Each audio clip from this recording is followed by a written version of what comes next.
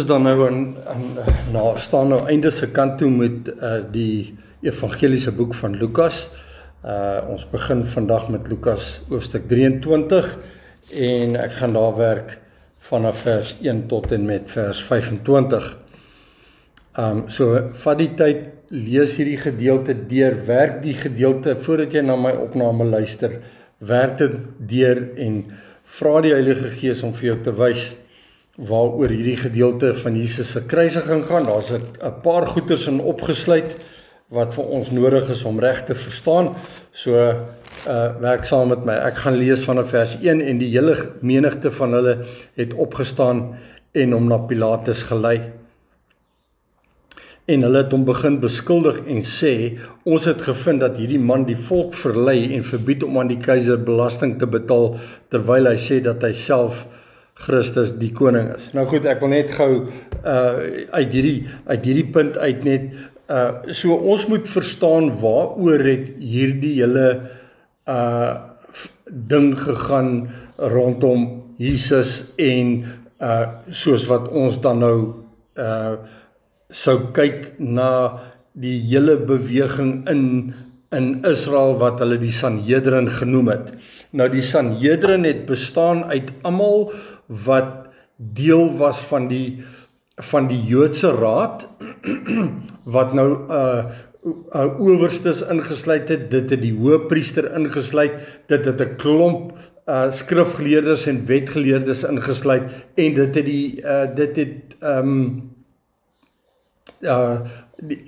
die fariseërs en die priesters en almal ingesluit. En hierdie massa wat nou hier in vers 1 genoem word, die hele menigte, het hulle 'n absolute komplot gehad, want waaroor het dit gegaan? Dit het gegaan oor hulle koninkryk. En oor jare was hulle koninkryk opgerig gewees. Hulle was in beheer van die mense, die Joodse geloof wat niks te doen gehad het met God nie, was hierdie geloof wat almal beheer het. Al die stamme van Israel wat oor die hele grondgebied van Israel versprei was, en jy kan nou maar gaan kyk op die kaart van daardie tyd, die 12 stamme was almal gesetel in Israel, elkeen het 'n stuk grond gekry, 'n stuk grondgebied gekry waaroor die stam wat aan die stam toegewys was, maar Juda, die stam Juda, het hulle self gevestig in die grondgebied van wat nou bekend was in die tyd van Christus as Judea, maar dit was mos nou waar Jerusalem gesetel was. En Jerusalem was kom ons noem dit dan nou maar die hoofkantoor van Judaïsme. Dit was die hoofkantoor, dis waar kom ons noem dit dan nou die universiteit was van die Joodse geloof. En daarvan af, daar was die Joodse priesters opgeleid, daar was die fariseërs opgeleid, dis waar die wette beheer was, en alles wat gebeur het in Jerusalem gebeur. En hierdie ouens, wat hy hierna verby, hierdie menigte, sien ons in vers 2, hulle het hom begin beskuldig en sê, ons het gevind dat hierdie man die volk verlei en verbied om aan die keiser belasting te betaal, terwyl hy sê dat hy self Christus die koning is. Nou, so wat is die bedreiging? Hoekom wil hulle vir Jesus uit die pad uitkry? Want Jesus is die een wat vir die mense wat hierdie Joodse geloof gevolg het, hy is die een wat vir die Israeliete kom sê, hierdie mense is bedrieërs, hierdie fariseërs, hierdie Joodse geloof is nie van God af nie, en julle moet nie hulle volg nie, julle moet my volg. Nou kan jy sien, waaroor gaan dan nou hierdie vervolging op Christus, want Christus is besig om hulle koninkryk tot nie te verklaar. En hulle het probeer om teen Christus 'n aanklag in te bring, wat Christus se lering en alles wat hy gedoen het, volgens hulle afvallig gemaak het van God, Jesus se Vader.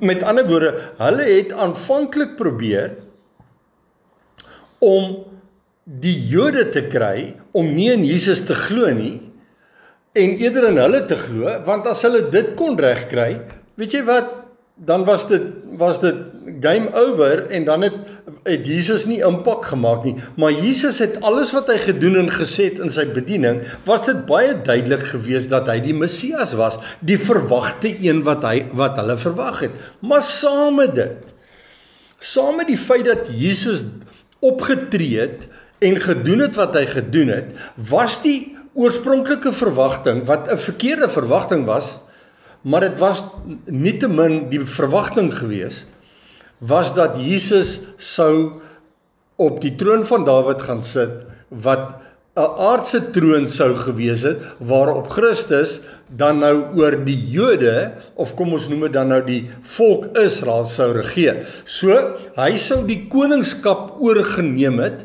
by die keiser.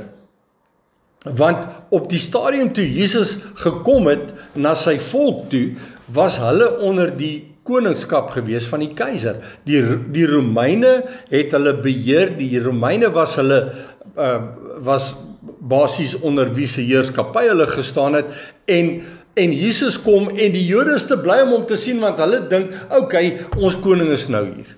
Die een wat ons nou gaan verlos van die verdrukking onder die Romeine, hy gaan nou daai plek inneem. Maar jy sien, die Fariseërs het iets anders te raak gesien. Hierdie owerstes het iets anders te raak gesien. En hulle het gesien, maar hierdie is iets anderster as wat hulle gedink het. En hulle besef maar, hulle koningskap is in bedreiging. Hulle koninkrykie Jesus gaan hulle baie seer maak. En toe begin hulle met gerugte, valse gerugte, en hierdie gerugte het gesê, hy verbied mense, hy verlei die volk, met ander woorde, volgens hulle. Jy sien, want onthou die Jode se verwagting was, dat die Messias gaan hulle kom oor hulle koning wees, en so wat doen hierdie Fariseërs, hulle is toe nou baie slim, en hulle sê, hulle gaan na Pilatus toe. Pilatus het op die aarde niks te doen met die Jode in die sin, hy werk vir die keiser. Hy is die gouverneur van die gebied waar die Jode bly. Met ander woorde, hy is verantwoordelik om toe te sien dat die Jode in lyn bly met wat die Romeinse ryk wat in Italië sit, wat in Rome sit, wat is die verwagting van die keiser ten opsigte van die Jode wat in Israel onder sy gesag staan. En een van die goed was, hulle moes belastings betaal. En die belastings wat hulle moes betaal, moes na die keiser toe gaan. En so, wat doen hierdie godsdienstige ouens, wat nou eintlik veronderstel is om God te verteenwoordig? Nee, hulle verteenwoordig eintlik hulle self, en hulle kom en hulle begin Jesus te beskuldig dat hy die mense, die Jode, afvallig maak van die keiser. Met ander woorde, hy is eintlik besig om rebellie te stig.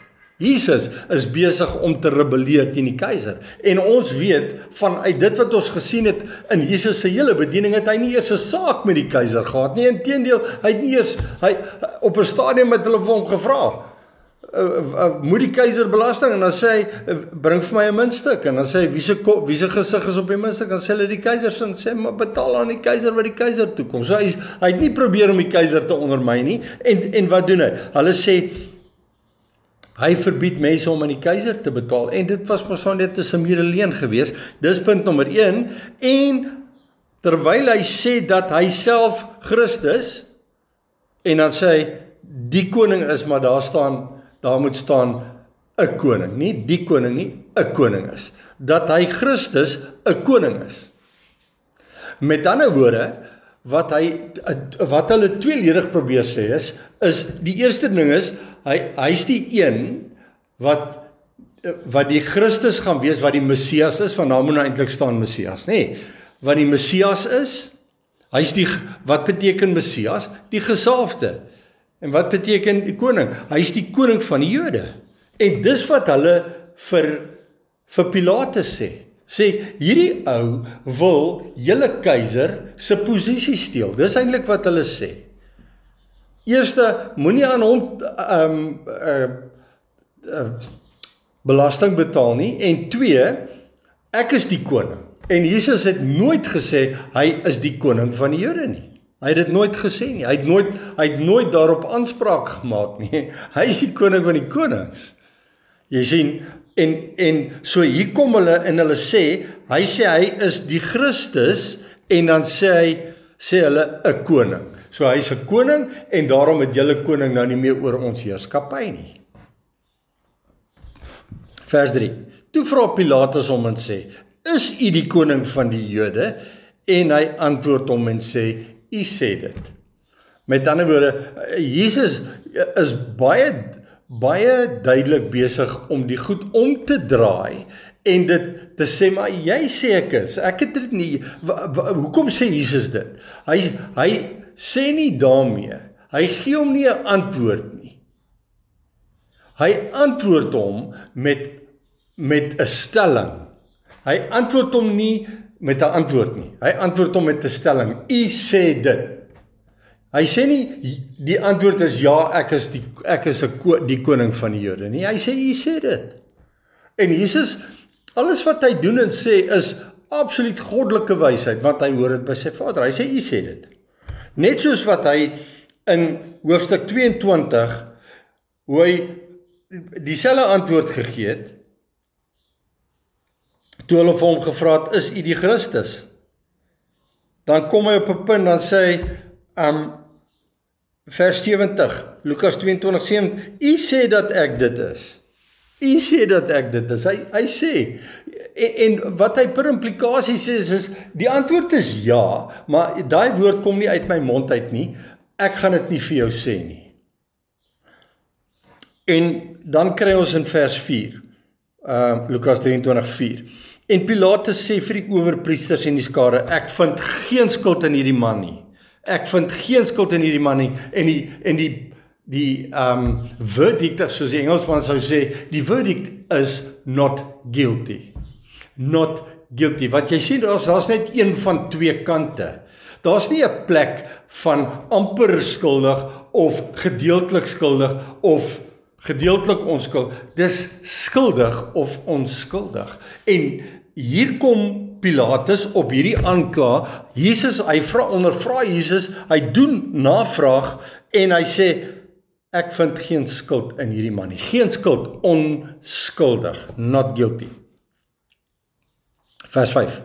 Maar hulle het aangehou en gesê, hy maak die volk oproerig met sy leer, die hele Judea deur, vandat hy in Galilea begin het, tot hiertoe. Nou ek wil net gou vinnig iets sê oor Galilea, wat ons moet reg verstaan is, Galilea is die plek waar Jesus vandaan kom, waar sy ouers vandaan kom. Josef en Maria was Galileërs gewees. Jesus is he's the man of Galilee. Nou Galilee, die betekenis van die woord Galilee is heathen territory. Heathen territory. So wat word bedoel by heathen territory? Dit beteken, onthou hulle het die Joodse geloof gevolg.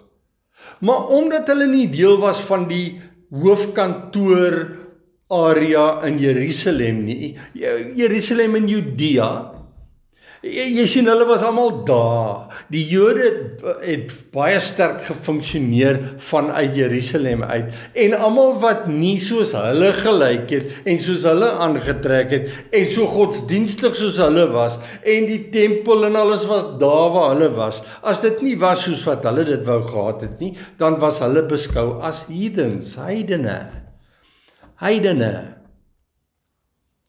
En Jesus word in 'n heidenplek gebore, of hy word nie daar, hy's gebore in Bethlehem, maar sy wil ek amper sê, die plek waarmee hy identifiseer is met die heidene.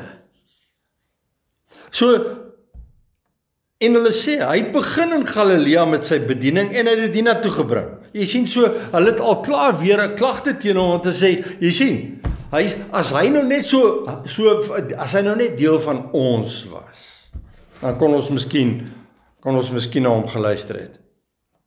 En toe Pilatus vers 6 van Galilea hoor, vra hy of die man 'n Galileër is. En nadat hy verneem het dat hy uit die magsgebied van Herodes was, so Herodes was onder andere die area wat onder Herodes geval het, was Galilea.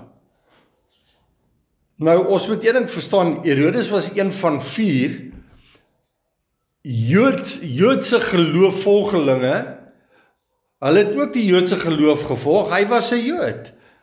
Hy was nie 'n Romein nie, Herodes was 'n Jood.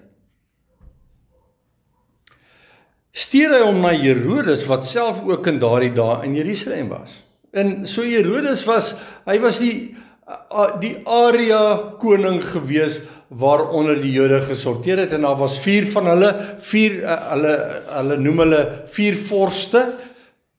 So hy was een van die 4 vorste, sy broer was 'n ander een, en elkeen van hulle het hulle eie gebiede gehad, waaroor hulle moes sorg dat hulle onder die gesag van die keiser, onder beheer van die gouverneur Pilatus, moes hulle die volk beheer om te doen wat die volk veronderstel was om te doen.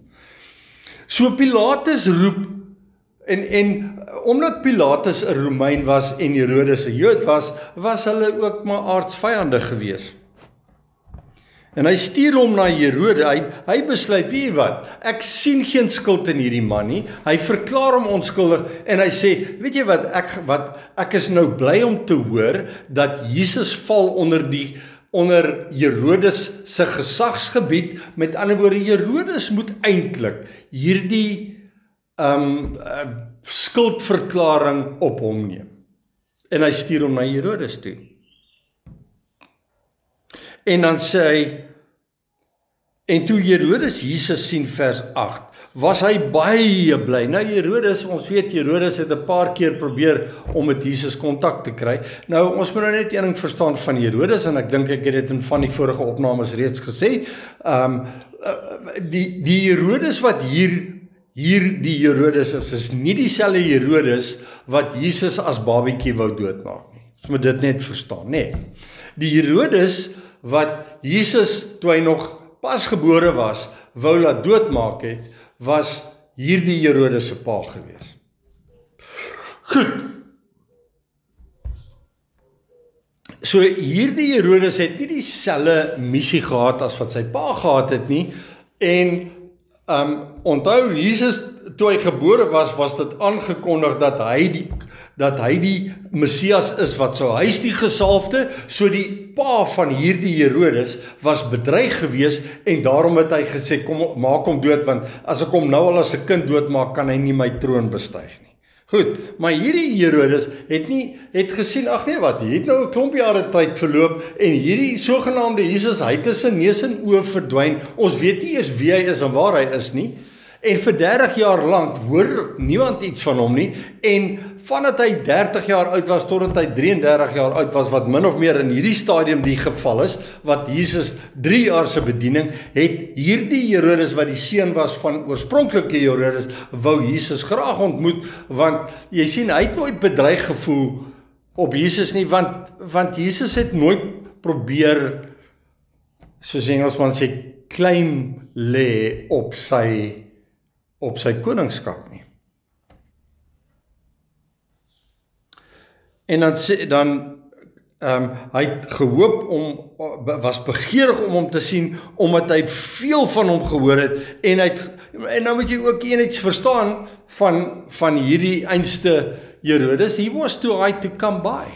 Onthou, hy is die ou wat Johannes die Doper se kop laat afkap het, en so hy was net, verstaan, hy was besig met sy ou troontjie, en hy het sy ding gedoen, en hy het ook sy eie godsdienstige Joodse geloofsbeweging begin, wat hulle die naam Herodiane genoem het. So die Herodiane was ook Jode, maar hulle was onder die hoofskap van Herodes, waar dan het jy die Sanhedrin gehad, wat die groot Joodse beweging se koninkryk was, en dan het jy nog, saam met die Fariseërs, wat hulle was, het jy nog die Sadduseërs gekry, wat nou weer 'n ander afstigting was van die Joodse geloof.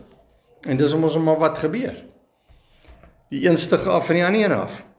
In elk geval.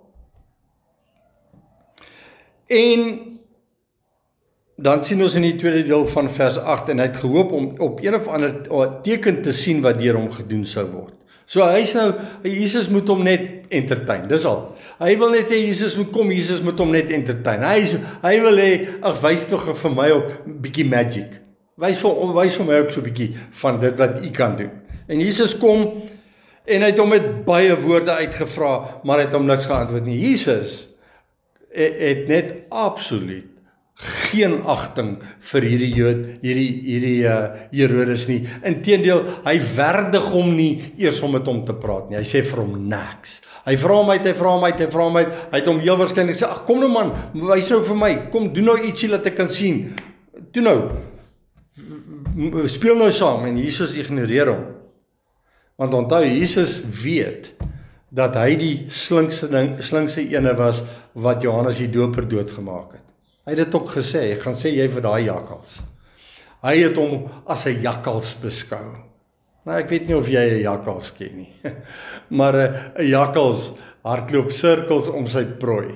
Verlang hardloop hy sirkels, en dan soos wat hy inbeweeg op sy prooi, maak hy sy sirkels net al hoe kleiner. En later dan weet hierdie vyand is so gemismariseer, en dis wat 'n jakkals doen. En Jesus het op 'n stadium, toe Herodes wou vir Jesus gesien het, gaan sê jy vir daai jakkals. So Jesus het hom absoluut as 'n jakkals beskou. En terwyl hy hom met baie vrae uitgeantwoord nie, het hom niks geantwoord, en die owerpriesters en die skrifgeleerdes het hom heftig staan beskuldig. Nou moet jy mooi sien wat is hier besig om te gebeur. Eers staan hierdie ouens, hierdie owerpriesters en skrifgeleerdes, gaan na Pilatus toe met Jesus, en hulle kla hom aan by Pilatus. Pilatus sê, ek vind hom onskuldig, hy stuur hom na Herodes toe, en hulle doen presies dieselfde daar, en nadat Herodes saam met sy soldate hom met veragting behandel en bespot het, werp hy op hom 'n blink kleed en stuur hom terug na Pilatus. Nou, weer 'n keer, hier is nou presies dieselfde wat gebeur by Pilatus, hulle bring hom na Herodes. Herodes is 'n, ek wil amper sê, hy's 'n nar. Hy's 'n clown. Al wat hy doen is hy wil net, want jy sien, ek is die koning van die Jode, en ek is die ou hier in beheer. So, en hy so in plek van niks. En hy hou net partytjies in dronkenskap, en hy het sy broer se vrou afgevat en vir hom gevat, en dis hoekom Johannes die Doper hom aangespreek het en gesê, dit wat jy doen is teen die wet, en toe maak hy hom dood. So ons sien wat hy met Jesus doen. Hy behandel hom met veragting en bespot hom. So hy mok hom. Hy sê, ag hier is nou die koning, so en dis hoe hy met Jesus werk. En hy werp 'n blink kleed om hom en stuur hom terug. Nou daai blink kleed kan jy nou sê, ja, dit is nou niks nie, maar weet jy wat hy gedoen het in sy bespotting wat hy van Jesus gemaak het, gooi hy die koningskleed op hom. Dis 'n profetiese aksie wat hy neem, en hy besef dit nie. Hy vat sy koningskleed en hy gooi dit op Jesus. Hy werp sy koningskleed op Jesus. Want hy is die koning. En hy besef nie, dis 'n profetiese aksie wat hy neem nie, maar jy sien daar's 2 klede, ons gaan later praat oor die ander kleed. Maar hierdie kleed word op hom gewerp. En hy stuur hom weg, stuur hom terug na Pilatus toe. Maar jy sien, en skielik gebeur daar iets tussen Pilatus en Herodes. En vers 12, en Pilatus en Herodes het op daardie dag goeie vriende geword, want hulle was tevore in vyandskap teenoor mekaar. Want jy sien dit vat partykeer, vat dit 'n saamstem oor 'n saak. En hierdie saamstem was dat hulle nie een van hulle twee kon skuld vind by Christus nie, en skielik, omdat hulle oor een saak saamstem, maak dit hulle sommer vriende. Ek en jy staan in alles teenoor mekaar. Jy's 'n Romein, ek is 'n Jood, jy's 'n dit, ek is 'n dat, en dan skielik, dan vind hulle mekaar op die plek waar hulle al twee in onskuld wil staan rondom Christus, en hulle by daai plek kom waar hulle sê, okay, nou is ons pelle. Hier is 'n mutual agreement, kom ek en jy word nou vriende van mekaar. En hulle besluit toe nou ook so, en hulle word toe nou, ons sien die woord sê, en hulle word vriende. Maar daar's iets anders hier wat jy ook moet raak sien in hierdie vers. Die wêreld gaan in vyandskap met mekaar staan, maar wanneer dit kom by Christen, by ware geloof, al verskil hulle met mekaar in politiek, al verskil hulle met mekaar in taal of in afkoms of wat ook al, maar sodra 'n ander koninkryk teen hulle kom staan, en dis die koninkryk van Christus, as daai koninkryk teen hulle staan, dan verenig hulle, dan is hulle skielik groot vriende. Want dis hoe die wêreld werk. Vers 13. Toe roep Pilatus die owerpriesters en die owerstes en die volk bymekaar en sê vir hulle, julle het hierdie man na my gebring as een wat die volk afvallig maak. En nou het ek in julle teenwoordigheid, met ander woorde, ek het nie 'n geheime ondersoek geloods nie, ek het dit in julle teenwoordigheid gedoen. Ek het in julle teenwoordigheid ondersoek ingestel en in hierdie man geen skuld gevind aan die dinge waarvan julle hom beskuldig nie. So hier is die eerste verdict, not guilty, dis voordat hy na Pilatus om na Herodes toe gestuur het. So toe ek die ondersoek geloods het ek hom onskuldig verklaar en dan sê, en vers 15 dan sê, ja, ook Herodes nie, want ek het julle na hom gestuur, en daar is deur hom niks gedoen, wat die dood verdien nie, en Herodes het hom onskuldig verklaar, not guilty, vir die tweede keer. En dan sê Jesus, dan sê Pilatus, vers 16, nadat ek hom dan gekastei het, sal ek hom loslaat. Nou daai kastyding is nie slat hom met 'n stok nie. Daai kastyding is 'n chastisement of 'n dissipline. Ek sal hom dissiplineer. Met ander woorde, ek gaan met hom 'n gesprek hou, ek gaan vir hom sê, hoorie, moenie die ouens nou wees nou jy weet, moet nou nie 'n wet oortree nie, en so daai is nie 'n fisiese kastyding waar hy met stokke geslaan hoef te word nie. Hy sê, ek vind in hom geen skuld nie, maar ek sal hom nou vermaan, ek sal hom kastei, en dan sal ek hom loslaat. En dan sê die vers 17, en hy was verplig, maar daar moet staan, want hy was verplig om vir hulle op die fees een los te laat. Jy sien, dit is maar net, dit was 'n gebruik gewees, dit was 'n tradisionele gebruik gewees, dat wanneer daar 'n teregstelling moes plaasvind tydens die Pasga, dan moes daar genade bewys word aan iemand. Iemand moes begenadig word. En Pilatus reken, wel, okay, ek het nou vir julle meer as een keer bewys dat hy onskuldig is, en daarom is dit, wil ek amper sê, dit is ondebatteerbaar, dat die een wat ons dan nou moet vrylaat, volgens gebruik op die Pasga, moet hy wees, dis die een wat ons gaan laat vrykom, want ek het nou vir julle bewys, hy is onskuldig.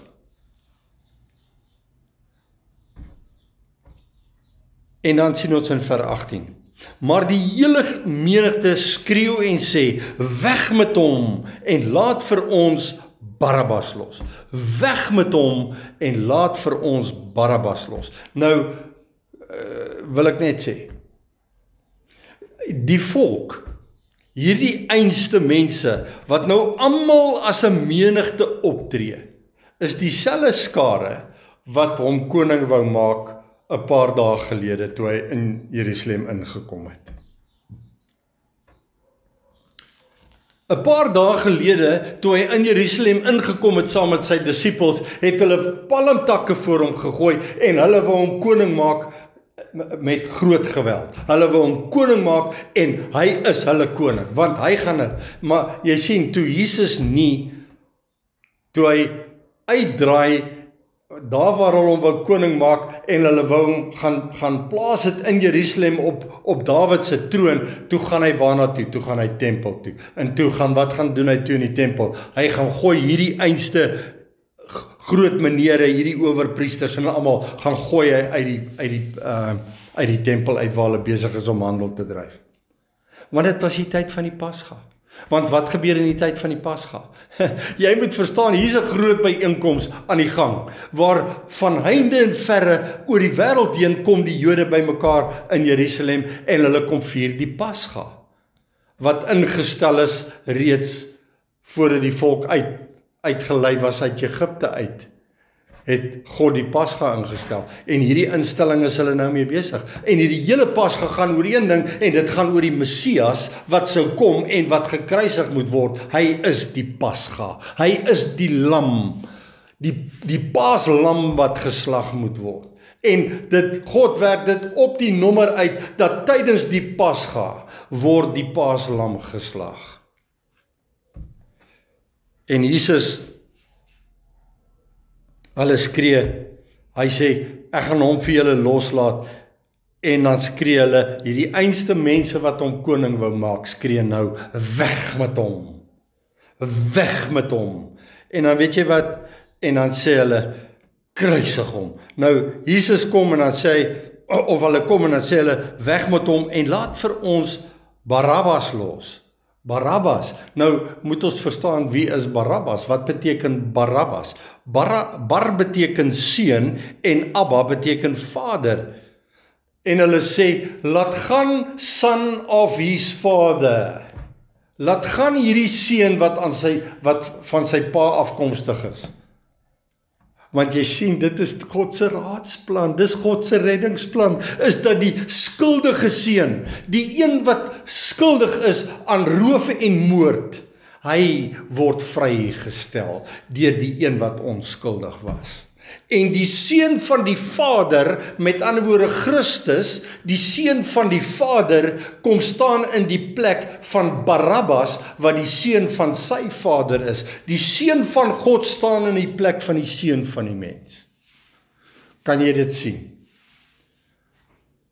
Sodat die skuldige ene onskuldig verklaar kan word, en die onskuldige een skuldig verklaar kan word. Kan jy sien dat jou onskuld het niks te doen met jou redding nie? Jy's guilty, guilty, guilty. Christus was not guilty, not guilty, not guilty. En daarom is daar vir jou geen roem om te sê, ek is onskuldig nie. Jy is skuldig en jy het een nodig gehad om namens jou in jou plek aan die kruis staan. En hy het. Vers 19.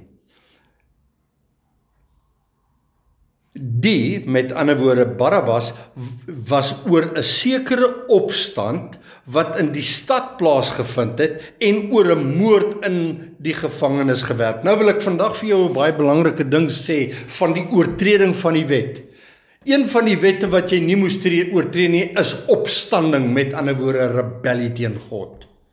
Jy sien, rebellie lei tot vervolging.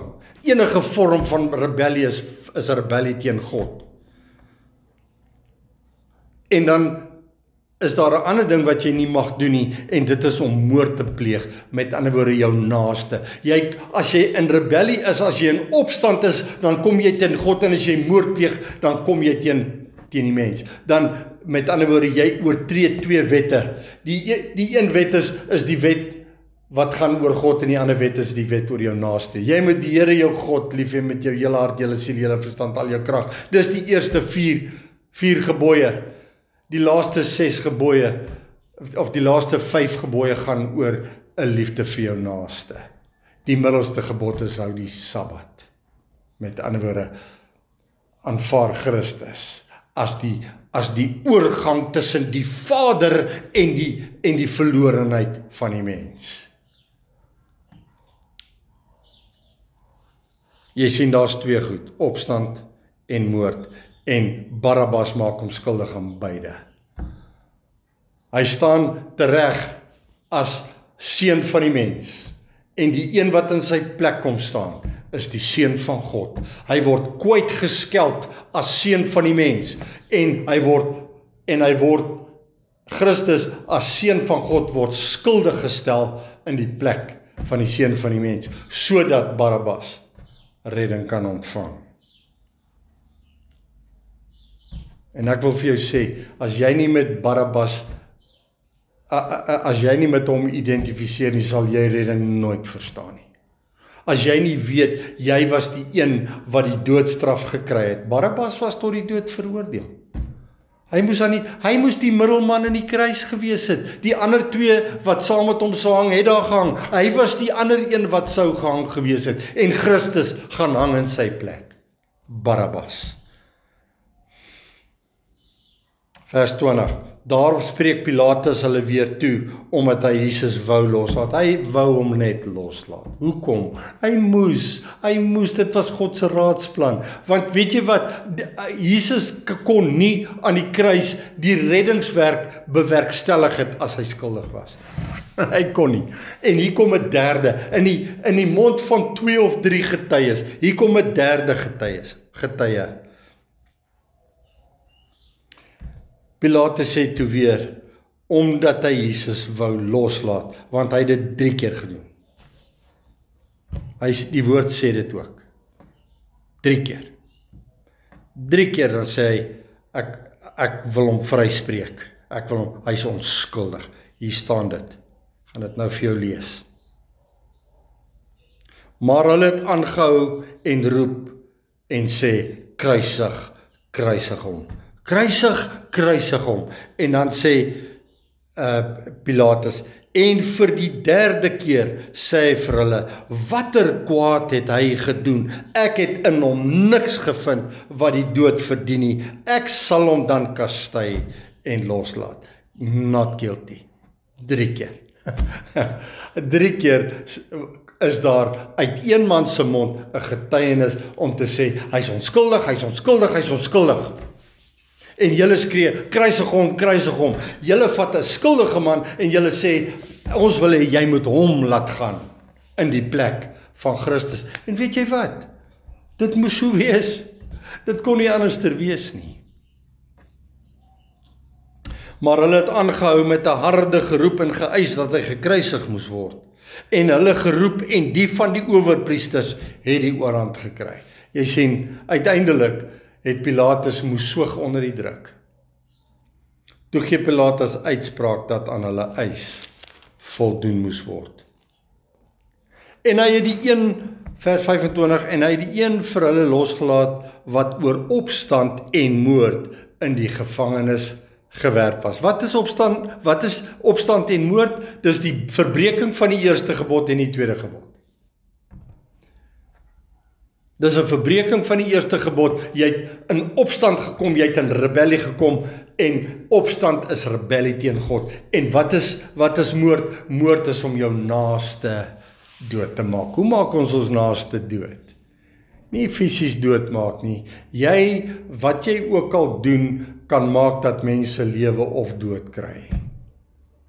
Maar wanneer jy rebellie het, wanneer jy teen God rebelleer, en dis 'n geestelike boodskap, Wanneer ons teen God in opstand kom, wanneer ons teen God rebelleer, dan word ons soos hierdie Jode, word ons koning oor onsself. Ons verwerp die koning, ons verwerp Christus, en ons sê nee, ons is in beheer. Ons bepaal die wet, ons sê wat is die waarheid en nie die waarheid nie. Ons besluit. En wat jy doen, die oomblik as jy teen God rebelleer en jy sê, ek soek my wil nie sy wil nie. En die grootste deel van die kerk soek sy eie wil, soek nie Christus se wil nie. Weet jy wat gebeur? Dan begin hulle die mense dood te maak. Hoe maak hulle die mense dood? Geestelik. Dan begin hulle valsleringe aan hulle te verkondig en dit vat hulle verderf toe. En dis wat Jesus bedoel het toe Jesus gesê het, nou is die poort en smal is die weg wat lei na die ewige lewe en min gaan daarop. En toe sê hy, en breed is die weg wat lei na die verderf en baie gaan daarop. Want weet jy wat, die breë weg is die Christen, die maklike Christenpaadjie wat mense wil stap.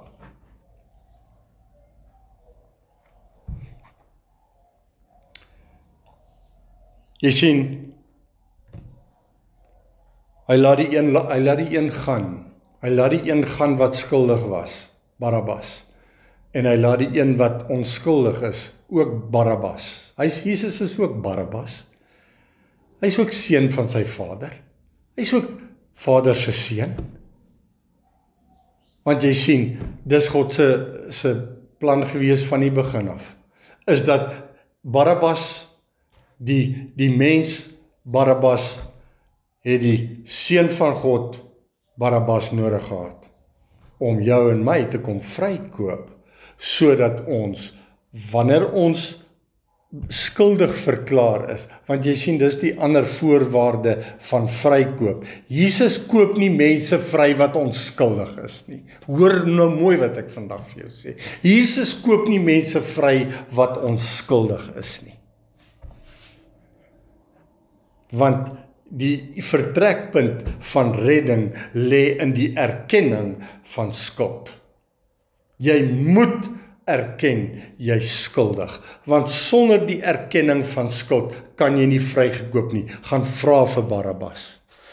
Barabbas was klaar veroordeel tot die dood en Christus gaan staan in sy plek. Jy is klaar, kan ek gou vir jou sê, die oordeel is klaar op jou. En jy kan nou sê, nee, ek nie, ek het in 'n Christenhuis groot geword en ek het 'n mooi lewe gelei en nee, jy gaan nie vir my sê ek is skuldig nie. Ek is 'n goeie Christen. Wie is jy om vir my te sê ek is skuldig? Nou kom ek sê vir jou, wat sê die woord?